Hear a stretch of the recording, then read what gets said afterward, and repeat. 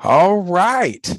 Sorry, y'all caught me with the silly face that time. I read something that really caught my attention, but we are back in it again. You are in it together with the Dunlaps. I am your co-host, Deante, I'm Shekema. and we are the Dunlaps. We're the Welcome. Dunlaps. Which episode are we on now, my love? Woo! So we are at the big episode 9. Webby. 9. Mm-hmm. Hey, we doing it though. One step at a time, 1 week at a time. That's I it. love it. That's it. Progress is the name of the game. I love it. All right, my love. Talk to us about today in social justice history. Um, this is another one of those. But when I saw it, I don't know. When I saw it, I was just like, I would really love to be able to share things that don't break my heart all the time. Yeah. You know. And so that this is to me, it gets heavy, to consistently have to read these kinds of things, but it's okay because this is who we are as a nation. And tonight's episode is about, subliminal, the things that lie just underneath the surface of our consciousness. And so all of these events that we talk about on our Today in History segment, those things all live in the subliminal of all of us in our consciousness as a nation, but it lives in the subliminality of like who we are as individuals. And so in that way, I feel like we're obliged, obligated to share these truths. And so today's date, January 24th, in 1879, a Black family is lynched in Arkansas on suspicion, that's air quotes around the suspicion, of having a $50 bill. Not that they stole it, Mm-mm. that they just had a $50 bill. Mhm. Do they have any other context to that? Not that any more context is needed. It's like, how did you, Mhm. number one, how were they in the store and just I'm with the gonna read it. money I'm gonna out? read it. I'm gonna read it because I just sometimes I pause because I'm like I know that I'm not the only one that's feeling a type of way. Yeah, I'm trying to So wrap my head around that. mhm. Like, Yeah, what? yeah. All right. So um on January 24th, 1879, a white mob in Clark County, Arkansas, and I'm also at Arkansas State University doing my doctorate, so that's why I kind of like it's not that strange. Come to think of it, lynched a Black man named Ben Daniels and his 2 sons. Earlier in the day, when Mr. Daniels tried to pay for something with a $50 bill, the white merchant assumed a Black man could only have that much money if he had stolen it.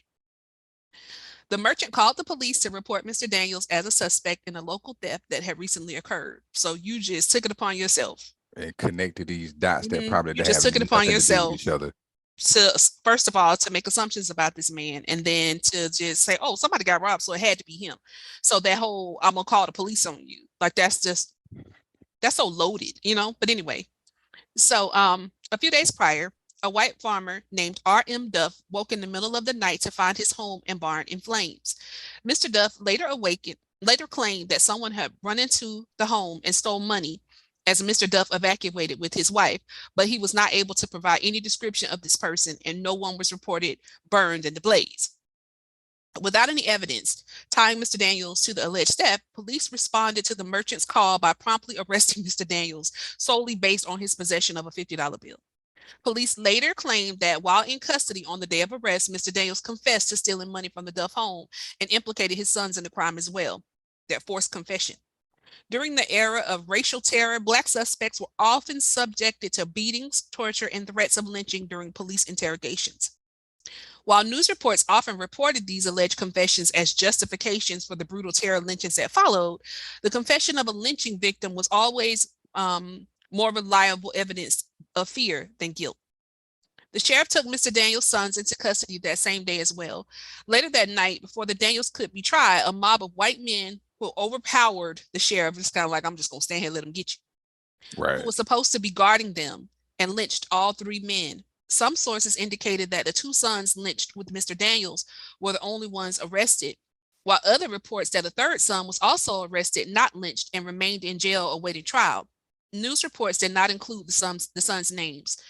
During this era of racial terror lynchings, it was not uncommon for lynch mobs to seize their victims out of police hands. In some cases, police officials were even found to be complicit or active participants in the lynchings. While law enforcement officials were obligated to defend anyone in their custody, in most instances, as here, law enforcement failed to extend any protection to Black citizens or to take any action to arrest and prosecute the perpetrators of the lynchings. After hanging the Daniels men from a tree, the white mob left their bodies on display as a way to further terrorize the Black community of Clark County, Arkansas. Between 1865 and 1950, more than 6,500 Black men, women, and children were killed in racial terror lynchings throughout the U.S., with at least 492 reported lynchings in Arkansas alone. And that was Today in History, Clark County, Arkansas, 1879. And another one, you know, it's hard to find the words for some of these. I know that I say that just about every time. But it's like from the it's like you almost you can't make this stuff up. It's you just I'm at a loss for words. It's like you identify this person you notice this person with money, so you automatically connect this person to something. I'm so glad that police detective work, for what it's worth, has evolved over time. I mean, I guess they set people up too, so where you're at least that talk about due process, like wasn't even given the benefit of anything, and this whole context of overpowering sheriffs is like that. How are you, if you could be overpowered by your community, how are you any service to your community? Right. How are you going to protect and serve, and you can't even protect yourself from them? Right. It's abysmal when you think about it. It's like, how do you wrap your head around it? And as you was reading that, it's like when certain wrongs have never been righted, when certain things have never really been addressed, as far as being corrected, all we've gotten is like museums and things of that nature.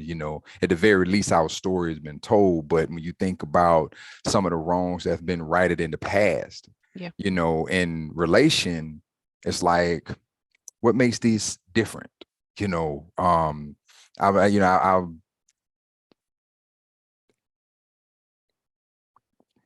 It's like, and our conversations are so like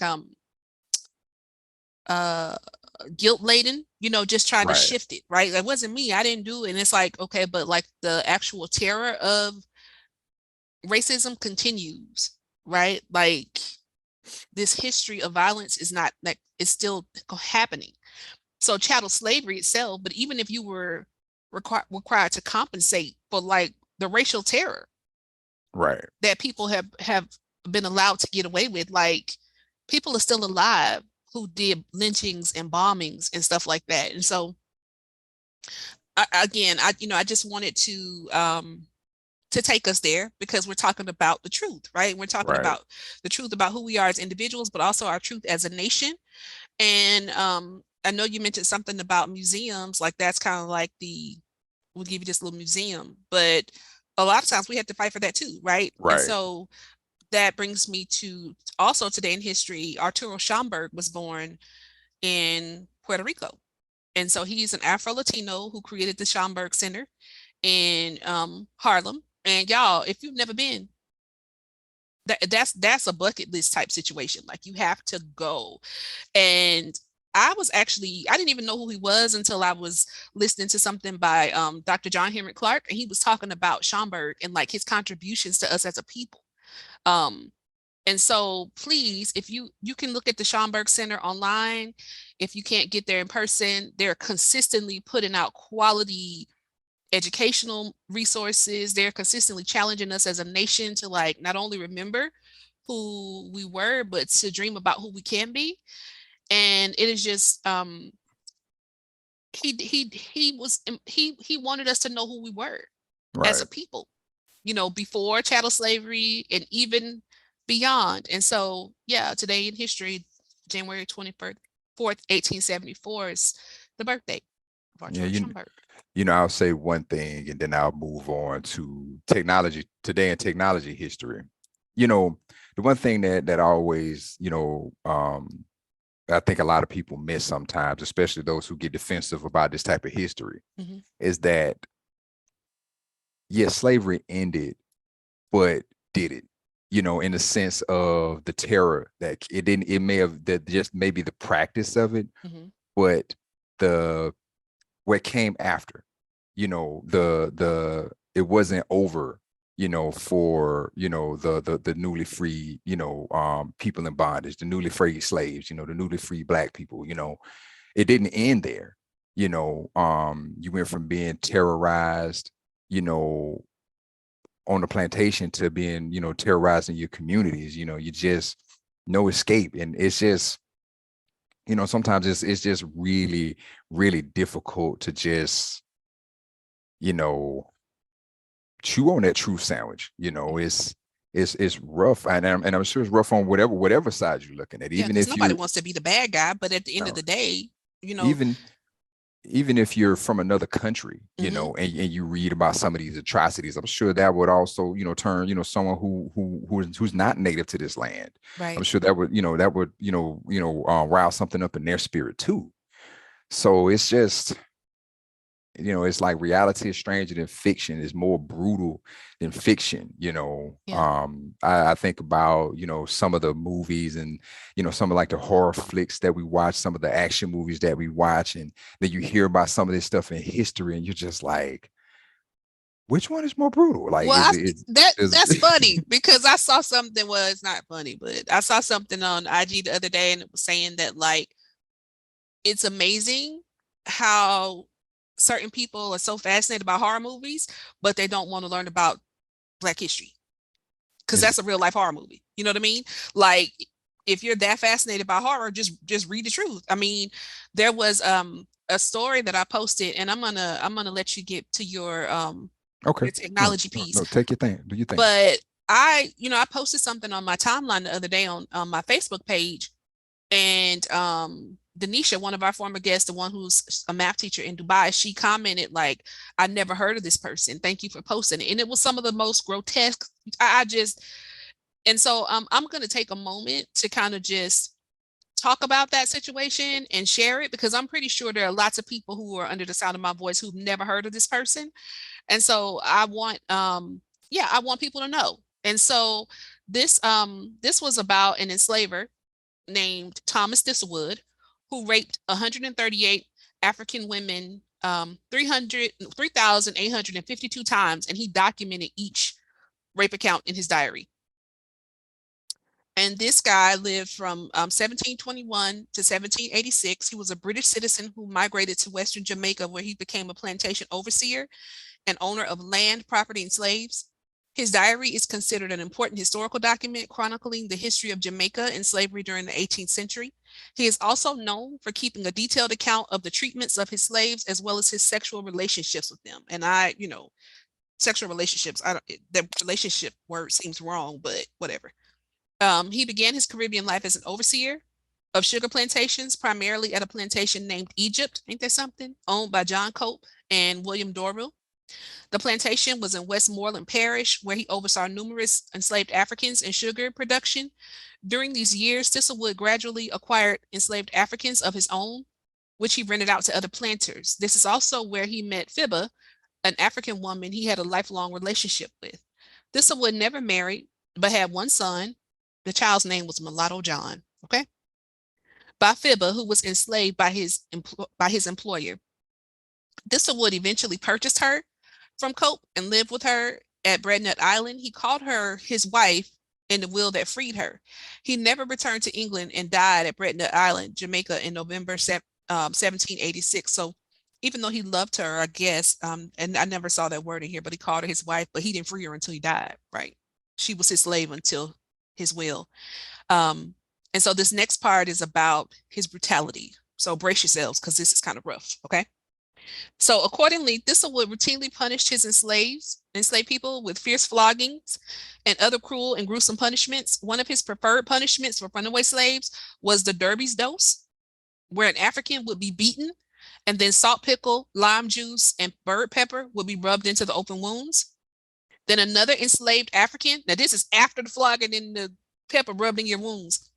Another enslaved African would be forced to defecate into the runaway's mouth, which would then be forced shut for various methods, including gagging for hours. Okay. His diary is known as the Diary of Thomas Thistlewood.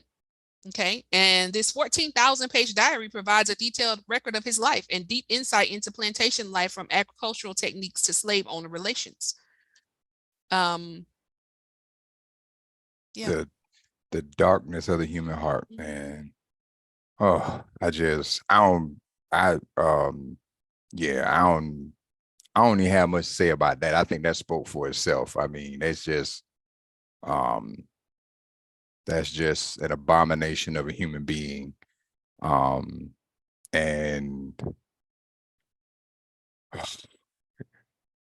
and so all these things, regardless of how we pretend to see ourselves, right? All these things are a part subliminally of our truths, right? Like, right. You cannot escape this stuff. And when I walk around this earth in this Black body, when I walk around this earth in this woman's body, right? And I do believe in the Jungian principle of the collective unconscious. I really do. I do believe that there are things that, and they found out since young that our DNA does actually carry that trauma. You know what I'm saying? Mm-hmm. Like that it marks us for life. But I do believe that we still feel the pain of our ancestors. And I do believe that we still carry that shame, because I don't care who you are. Having to defecate in somebody's mouth, that would make me feel so much shame. You know what I'm saying? Having to participate in somebody else's pain. And then if you're the person who was the runaway, right? Like the fact that there's another person on this planet who's walking around that defecated in your mouth. You know what I'm saying? What kind of shame is attached to that? Like, yeah, I mean, it's you can't correct what you don't know. mm-mm. You can't And you that's why can't they don't want us fix to know. what you don't know about, and it's like you say about, the trauma, coming through your DNA, but there's also the side of the victimizer, where they witness and what they did, got translated through DNA too. Because there's some real you know secret keepers out there. so it goes both ways, so Mhm. it's just, some people who are some really cruel and nasty people, that well, all right, well, let's Let's switch it up a little yeah, bit. let's change that channel. That is it is who we are, but well, let's at least talk about, who we are in terms of at least making life better on some level. I guess. Go ahead. All right. So let's talk about this day in history, in technology history. Okay. January 24th, 1950. This is a good one. The microwave oven was patented. The original microwave oven patent was issued to Percy LeBaron Spencer under the title Method of Treating Foodstuffs. 5 years earlier, Spencer accidentally discovered that microwave energy could heat food when a chocolate bar in his pocket melted while he was experimenting with a microwave tube. Microwave tubes were originally designed for radar systems. Interesting. So that's like radiation though, right? In your pocket? Right. Yeah. Okay. Apparently, it's, maybe they didn't know about radiation poisoning at the time. I doubt it. When was Marie Curie though? She was before. She got a whole Nobel Prize for. Okay, never mind. What is microwave? So it's really low volumes of radio waves. So, but that theory has been, tested and revisited, over time. So, but so the microwave oven was patented this day in 1950. I thought that was pretty cool. That's cool. January 24th, 1984, Macintosh launched. Okay. Apple Computer Inc. launches the Macintosh computer with a demonstration of the computer in front of 3,000 people.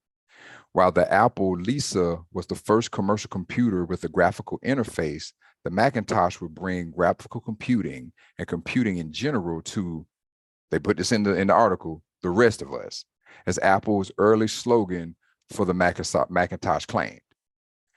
While not as commercially successful as Microsoft's DOS and later Windows, there's no doubt that the innovations of the Macintosh pushed the entire computing industry ahead and continue to do so to this day. So that's a good one. And then last but not least, January 24th, 1986, Voyager 2 flies by Uranus.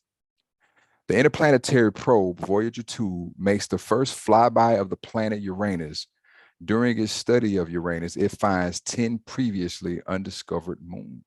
So we got some microwaves, we got some computers, and some space travel in there. So okay. A lot of things happened over time on January 24th. It was it was a busy day across the span of years. So it's some interesting information. That's pretty dope. And microwave changed the game forever. It sure how we make did. our food. It sure did. Because still to this day, to this very day, comes standard in every house, every apartment. So shout out to that family. They are living quite well, I bet. So I remember when we first got our microwave. Because I remember prior to that, we did everything had to be on the stove or in the oven. Like everything you did, had to be on the stove or in the oven. And I remember cooking stuff I had no business cooking. I'll put it like that. I remember we were just built different as kids than the kids now, right? Yeah. Like I remember my grandmother letting me cook stuff on the grill. Like I could light my own fire with the charcoal and the lighter fluid and the newspaper at the bottom. I was like 12 outside cooking on the grill. Wow. I was cooking ribs on the grill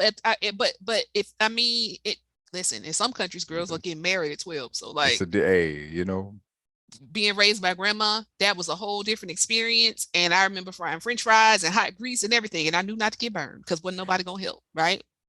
Well, grandma had that wisdom, like, hey, if you teach them how to do it, they'll know how to do it. If you don't teach them. Oh, yeah. Fear, right? Because if the only thing you got is some turpentine for pain. Oh, yeah. You mess around, get burned. You knew not to get hurt. And I think that's the thing, like a copay. What is the copay? You know what I'm saying? Like we knew not to get hurt because who was gonna fix it? Ain't nobody got time to take you to no hospital. Ain't nobody got no money on that thing and walk it off. And so I think it was just that fear of like, but I do think we were just built different. Like we didn't have an expectation that we couldn't do certain things, right? Like we were at home alone, watching our siblings. And I remember being like 10 and they would leave me at home with babies, like my cousins and stuff like that. I would be like, 8 or 9 or 10 years old and I would be babysitting like a 6-month-old and nobody thought anything of it. And we made it. Yeah. We are all over 30. So super responsible, understand what it means, think ahead. Like if I do this, I'm gonna get in trouble. If I don't do this, I'm gonna get in trouble. That's it. You better take that chicken out the freezer. So you were taught to think ahead. You were taught to think on your toes. You were taught to think about consequence. Because you couldn't just do what you wanted to do and then, get what you expect to get, So I love it actually. And it brings me to tonight's topic. Again, we're talking about subliminal, and it's a psychological adjective, and subliminal just means existing or operating below the threshold of consciousness. So being or employing stimuli insufficiently intense to produce a discrete sensation, but often being or designed to be intense enough to influence the mental processes or the behavior of the individual. So I don't necessarily need to see you immediately respond to it, not like a bell ringing and then you start to salivate, but I do need to have it in your subconscious so that it's actually influencing your behavior without you even knowing it. Yep. Kind of like a operating system or some coding, That's it. in that, for you tech heads out there, who might not be quite getting it. It's your operating system, I love it. the I love code it. behind the code, And so, we do this little today in history. We do those things, and we talk about, how we got here. but they all have to do with like terror and violence and aggression, right? Yep. And so all of those messages are subliminal in our unconscious, right? And we are still losing people to police brutality in 2023, right? But also, we just had the 34th mass shooting in this country, and we're only on January 24th. So you cannot build a nation on terror and violence. I think that's what Brother Malcolm talked about, chickens coming home to roost, right? Like whatever you have sown is coming back, right? And so the foundation of this nation is greed, racism, violence, right? And when we see these things, we're like, I can't believe this happened. Like, why not? Why not? It's a part of our subliminal. Yep. We consistently put our children in front of violence. Like I like blow up movies, right? Most of my favorite movies are action.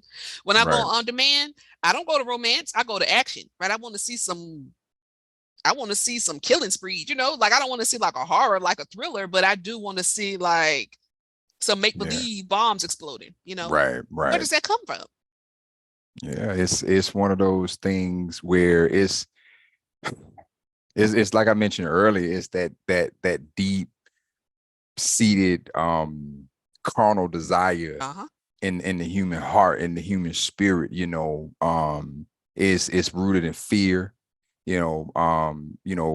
Violence is unfortunately the great, I don't want to call it an equalizer, but it's like the answer when there's no answer. When there's no way, when all intellect leaves, when all higher thought leaves, that just leaves those base desires, and and it's either to eat, reproduce, or fight. Yeah. And that's and unfortunately, the violence is the one that's most accessible to everyone.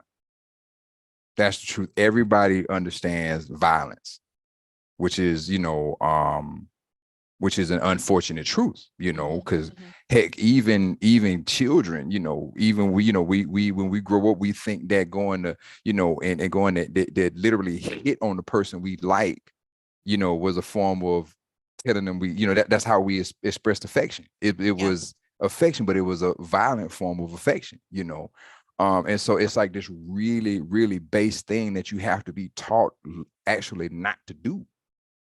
And I know as a martial artist, that puts me in a really weird conundrum, because it's something that is a serious part of my life, but I dedicated my life to controlling that aspect of myself, because I know that if left unchecked, which we've seen, if left unchecked, violence is very pervasive. Violence can become a everyday, and everyday, well, it is an everyday thing, actually. Yeah. And and if you don't have that control over yourself, how would you know when it's right to defend, and that kind, when it's right to apply? Because I can't say that it's always wrong, because sometimes you have to defend yourself, and sometimes the only way to defend yourself is to defend yourself in the kind of violence that's being perpetuated against you, whether it's physical violence, verbal violence, psychological violence. Sometimes the only way out is the way, is what's being forced on you. And so, in kind of digressing back to the point of being a martial artist, I took it upon myself to control that aspect, because when somebody provokes you to violence, you're no longer in control. They have control over you and over the outcome of that situation, and so that was one of the primary reasons I dedicated myself to martial arts, was to be able to handle myself in a violent situation, and be able to control myself, from becoming violent, because that's not something that um I pride myself with.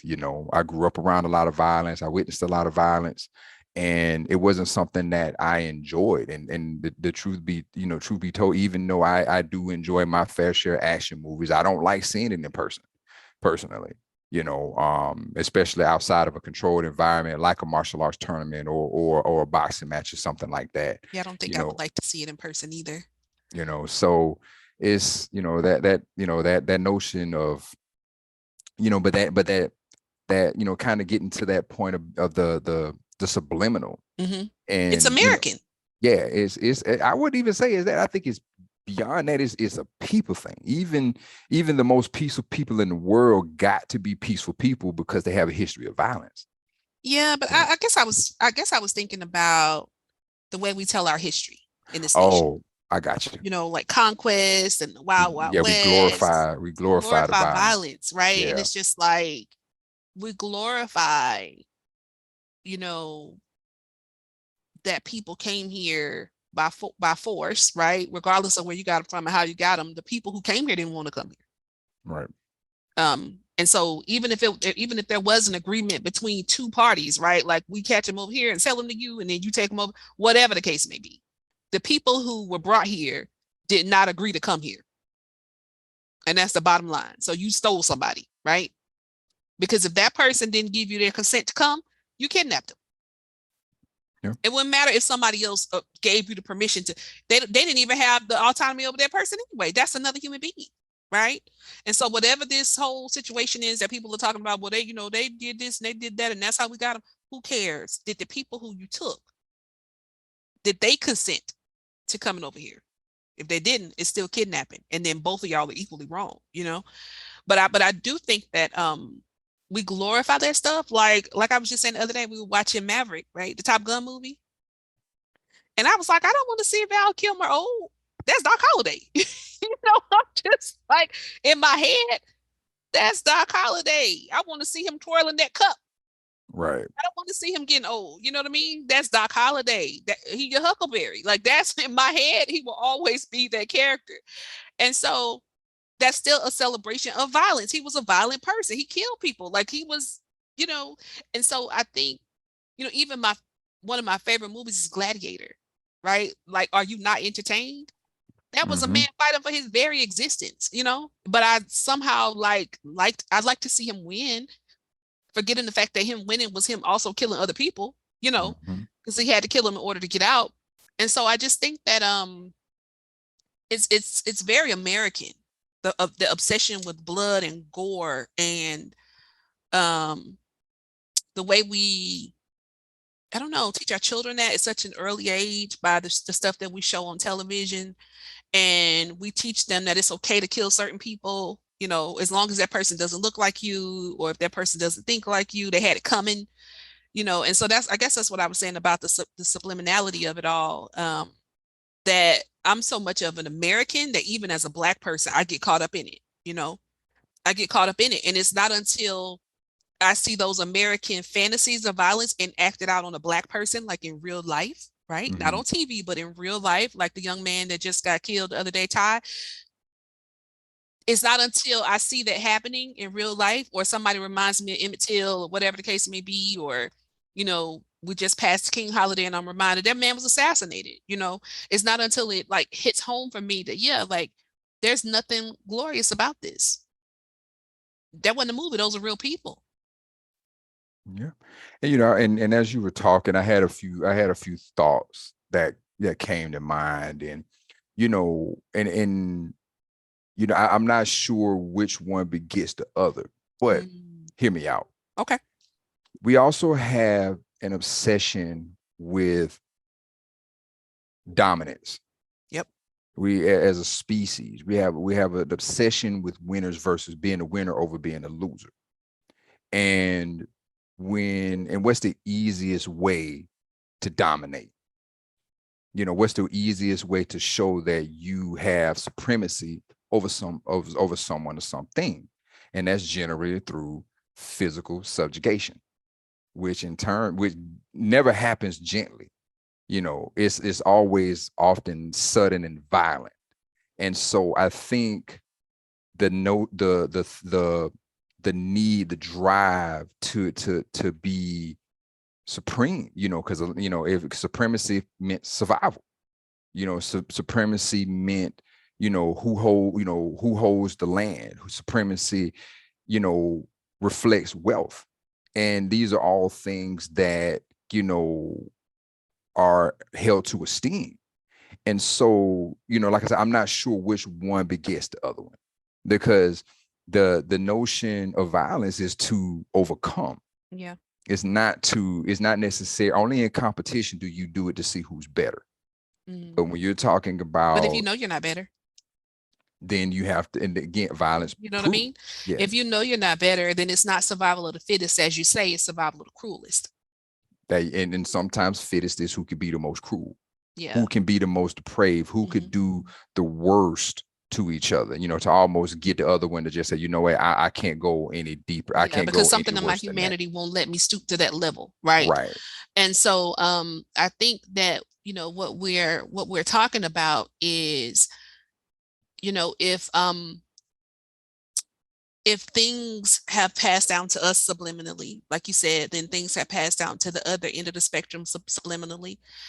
And there is, just as we're striving to know more, to learn the truth, the other side must also be striving to deny it, to hide it, right? To keep us from finding out the exact levels of depravity that were deployed in order to set this whole thing up, right?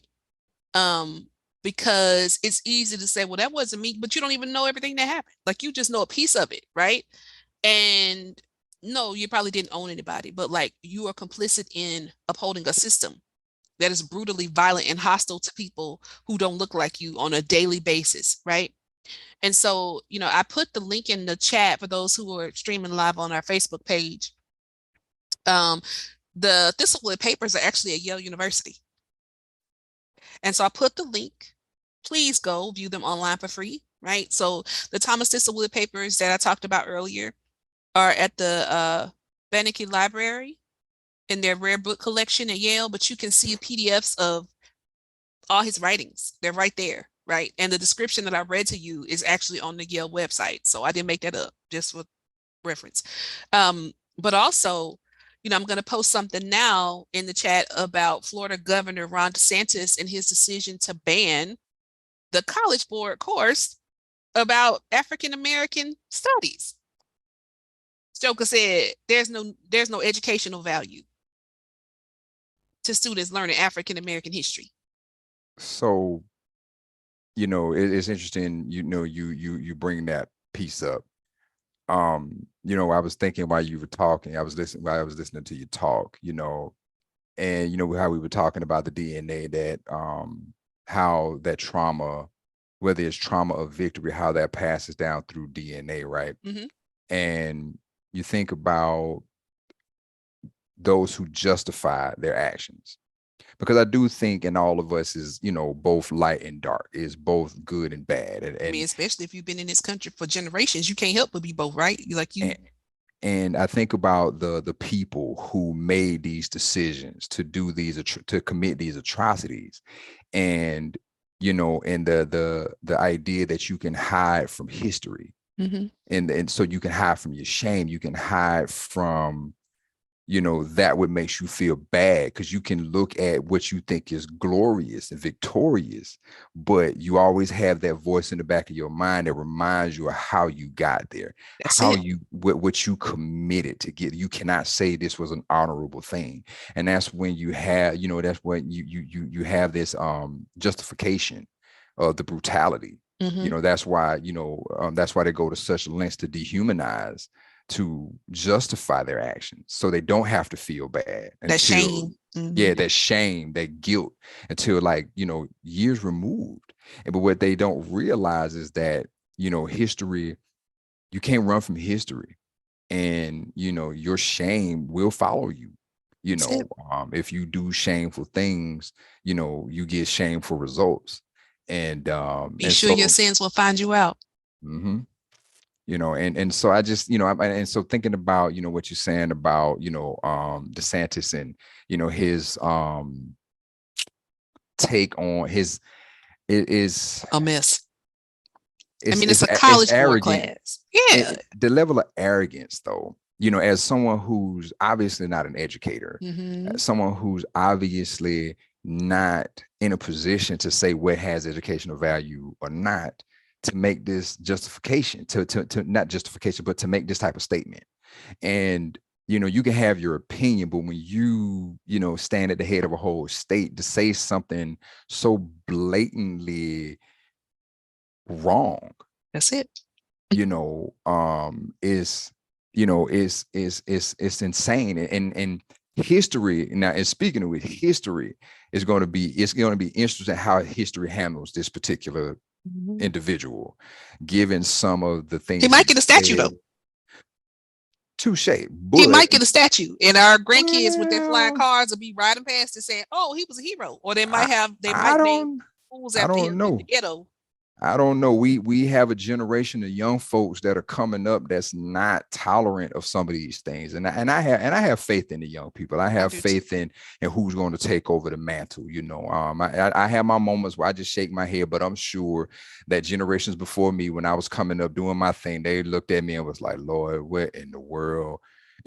What in the world is? But to be fair, though, we did give back some of the gains that they made. They weren't wrong about us in a lot of ways. We did give them back because our comforts overwhelmed us so much that we forgot we were in a fight. And to your point. And so I hope that I'm wrong, like on a supremely wrong level. But I just think that what I see the government doing,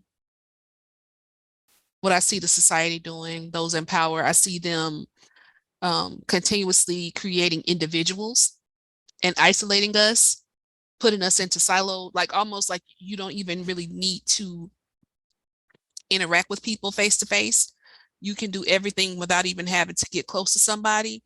But the danger of doing everything online is that they have control over it. They can intercept any conversation. They can monitor every single thing you're going, everywhere you tread. They're already there because they understand your algorithms. They understand, like, they're embedding the stuff in it, so they know what you're going to do, And so I feel like the reliance on AI is the part that scares me, right? Even in the classroom, like English teachers right now are trying to figure out, like, how do we teach English, because they got chatbots that'll write a whole essay, put citations in it and everything, right? So they're trying to make us obsolete. The only thing you can't do, though, here's the kicker, is write poetry. Yeah. Because it takes a human. You know what I'm saying? And so we haven't gotten that far yet. But I'm glad that we're having this conversation, though, babe, because I was on a little bit of research today about how to find, your truth. And the first thing is awareness. Yep. Right. And the audacity in this country is like, it's on buy one, get one free at this point. I mean, there was an account that was on social media saying that trans women were offended by Aretha Franklin's song, Natural Woman. And then that account that created it came back later and said, we were just trolling, right? We were just trolling. None of the media contacted us to ask us if it was a troll. None of the media contacted us to ask us if it was true. They just took what we posted and ran with the story.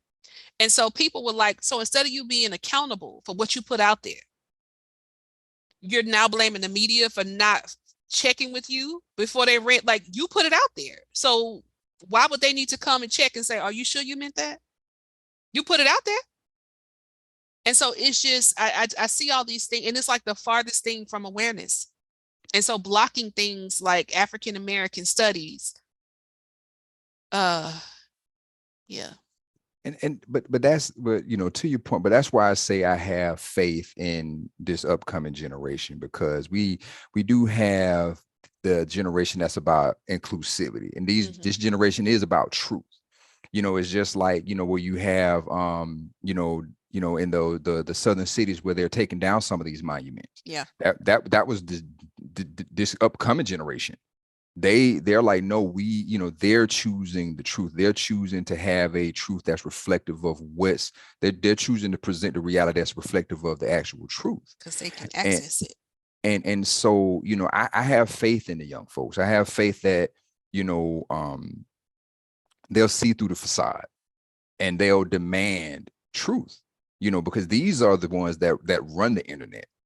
These are the ones that know the ins and outs of it, that don't know a time without the internet. So they understand the internet on a profound level. We got to see it, off the ground. We got to see it when it first came to fruition. But you're talking about a generation of young people that this is all they know.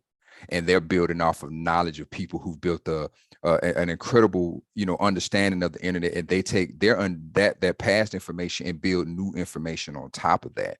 And I can see, because I understand what you mean about, learning algorithms and, being able to intercept signals. But I also believe in, the ethical hackers. I believe in those who know how to circumvent and do the grassroots movements and do those and galvanize those numbers, behind a just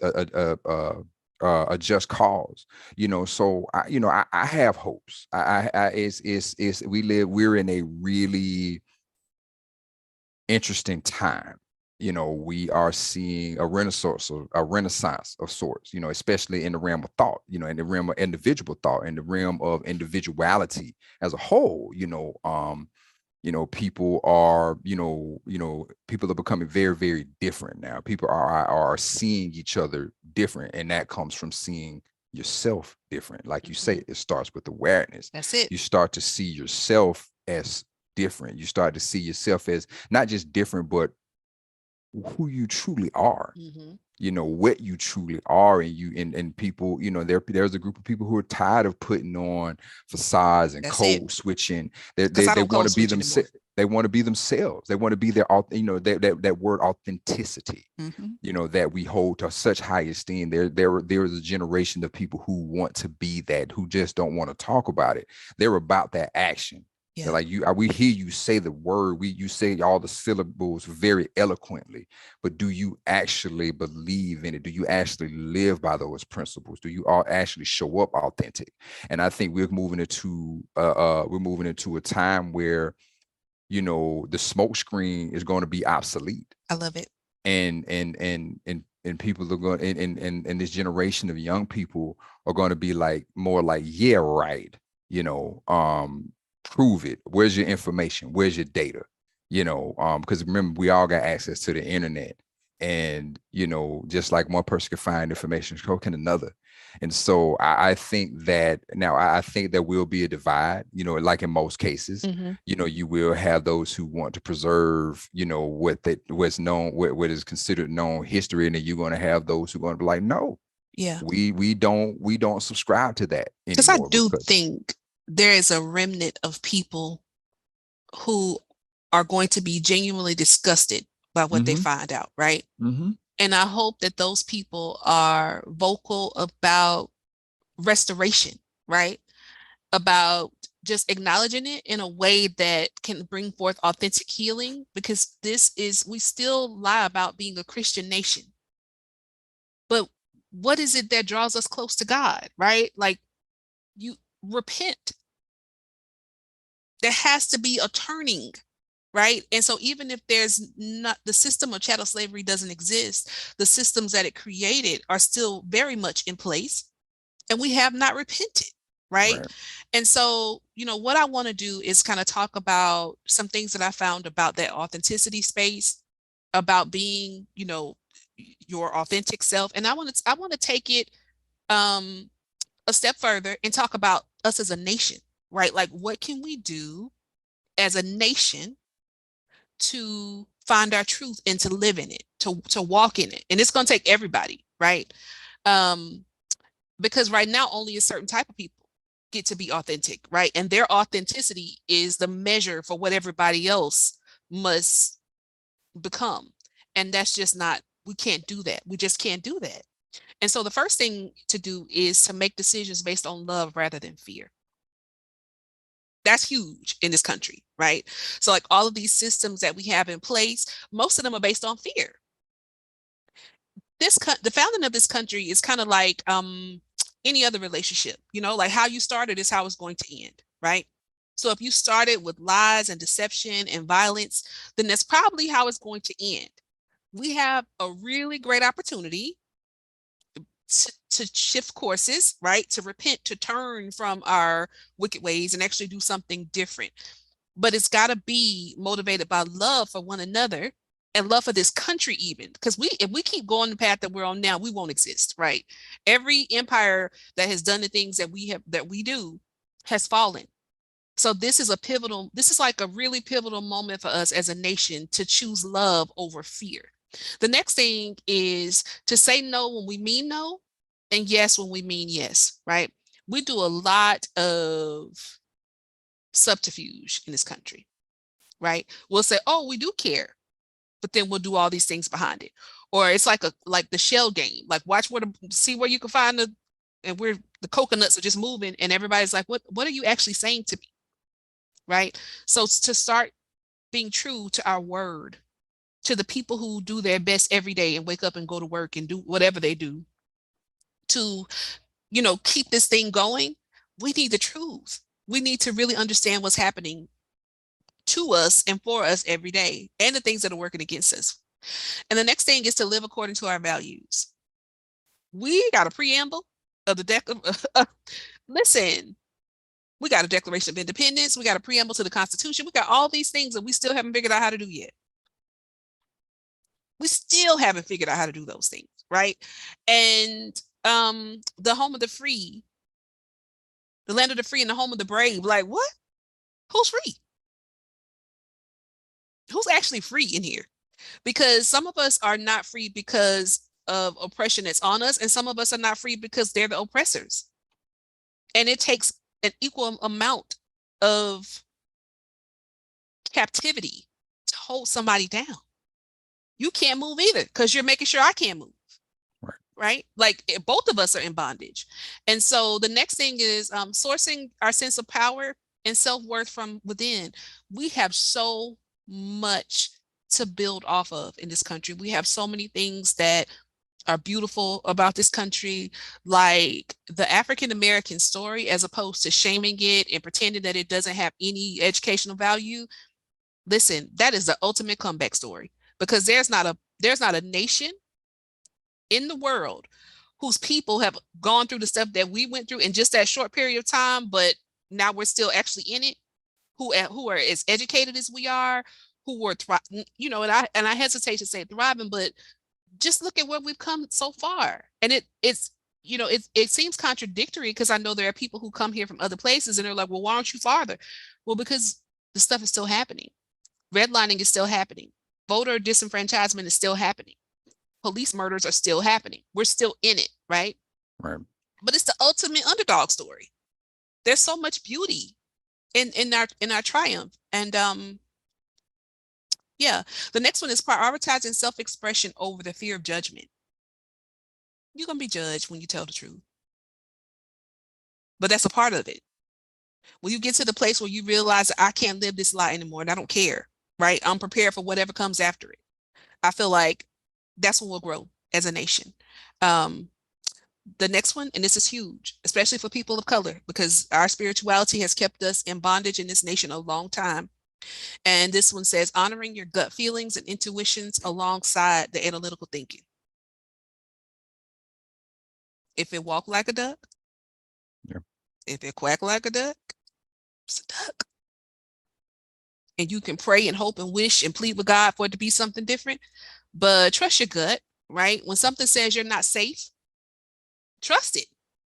When something says that person's not on your team, don't trust it. We have to do that. And those who are intuitive, and those who are spiritual beings among us, those who are the empaths among us, we have to stop listening to that dominant voice that says those gifts don't matter. Yes, they do. Those gifts were put here to help heal the world. Those things are critical in us moving into our authentic selves as a nation and becoming who we proclaim to be. And the last one is seeing your thoughts and feelings and beliefs as temporary experiences, not who you are. So whatever that shame is that tempts you to silence other people's truth, whatever that, it's really just shame. Whatever that fear of, well, I'm thinking about all the stuff that I know that we did to them. So I'm really afraid, like if we take our foot off their necks, then they're going to do it back. If we were that kind of people, this country wouldn't even exist. Anything that we wanted to do, we would have already done it. And anything that we want to do, you can't stop it. So you've got to come from a place of trust and of faith and of love instead of fear. And those are my tips for how this nation can move beyond the subliminal fear to moving in love and authenticity and truth. Well, I was in listening to your thoughts, what you had to share, your points. I had a couple, so there's a couple ideas spawned for me as well, and listening to everything that you said, listening to all of your advice, the one underlying thing, and one underlying theme that came to mind for me in order to move forward on any of this is going to require some sort of bravery. Exactly. It's going to require courage to not only be vulnerable, to face these things down, to want to know real history, real truth, and not what one person or another considers to be that, and it's to be able to see each other's humanity and to realize that, hey, this is your experience, Yes. And regardless of whether I agree or disagree, I can't take your experience from you because that's your lived experience. That's your history, regardless of what, someone thinks about it. And, we tend to equate, these things, kind of, tying back to the theme earlier about violence. We tend to think that, courage and bravery, it equates to your ability to be violent. Mm-hmm. Or to accept violence or to participate in violence of some sort. And I think that it's actually the opposite. I think it takes a gargantuan amount of courage to resist it. That's it. To resist the temptation of violence. It takes a gargantuan amount of courage to determine a different path, and to seek more information, to seek truth, to accept the fact that you may or may not have the whole answer. Mm-hmm. It takes courage to be willing to explore that. And I think that's, we're in a constant exploration, uncovering what someone's trying so desperately to hide because they're afraid of for one reason or another of some truth being revealed to the world, but again, it takes bravery. It takes courage to face down iniquities. It takes courage to face down, what may have been some pretty atrocious things. We're very good at pointing out the atrocities of others, but not very good at reflecting on our own. And this idea, this unjust glorification sometimes, of our and glorification and justification of the violence that we commit at times is perplexing. Mm-hmm. And it's going to take a gargantuan amount of courage to change that train of thought.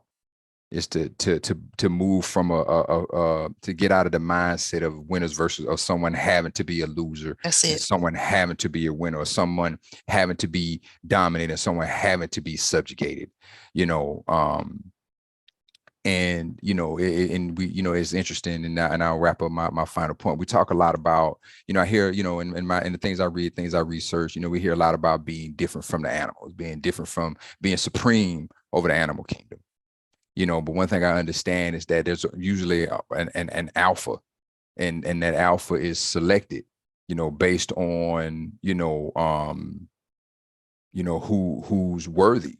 And once that truth is set, is set, and we don't, and while we try to separate ourselves from the animals, it's like, are we really that far? Mm-mm. are we still trying to determine who's the alpha? We'll tell each other that we're equals, but then, you know, behind our back, you secretly want to be dominant. You secretly want to dominate this person, you know. And you know, it's like, you know, how far are we really?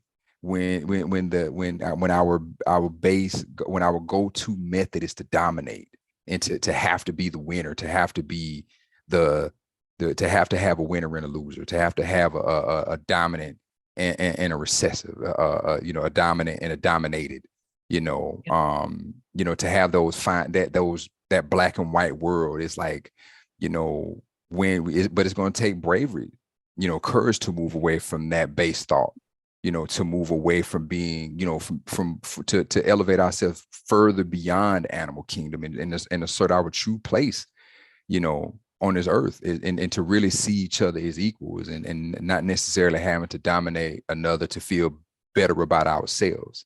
Because at least in the animal kingdom, the alpha is chosen based on what that alpha can do for the group, the whole group, right? The whole group, not just for themselves, one or two people or themselves. You know, it's for the whole group. But in the human diaspora, we dominate for ourselves.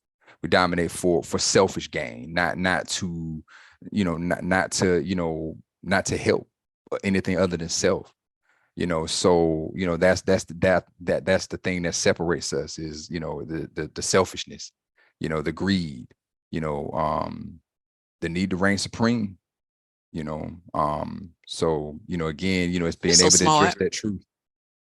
address that truth, you know, look that in the face and say, man, are we that far removed from them? No, we're not, unfortunately. When I can look at somebody that look just like me and say, man, I got to dominate you, bro. I got to kill you, because it's not going to be enough space for both of us. Yeah. I can't let you have one up on me. I can't let you be better than me. You know, it's not enough to say, let's work together.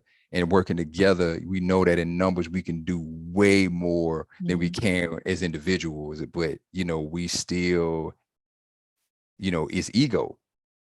Yeah. Edging God out, you know. And when you don't see God in another person, when you edge God out, you can't see nobody else other than yourself.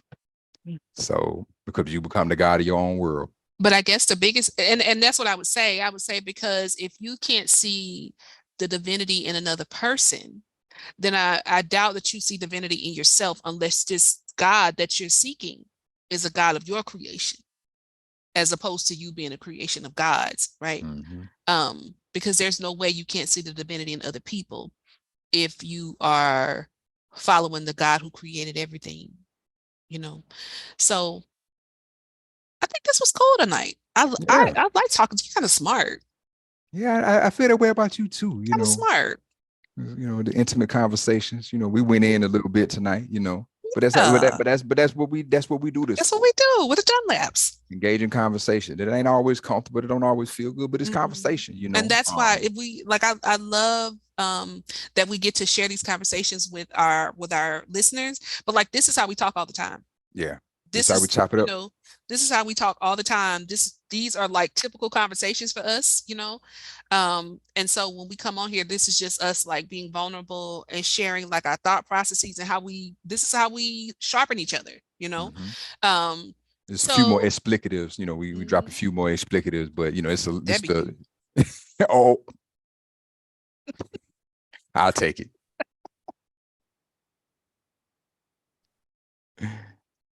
I'm doing better in 2023. No more pandemic living. I'm chasing after God with my whole heart in 2023. All my bad habits. So I can't live like that anymore. But what I will say, before we log off for tonight, is we watched the most amazing film with Jonathan Majors in it, Devotion. Y'all, if you have not seen it, it was about Jesse Brown, the first Black naval pilot. We're not gonna like, spoiler alert, but please go watch it. Like, that's some Black history. That's some real Black history. And speaking of, I guess, semi-Black history, because it was definitely adapted from history. But The Woman King, they didn't get any Oscar nominations at all. Oh, wow. People are upset about that. They got not a single Oscar nomination.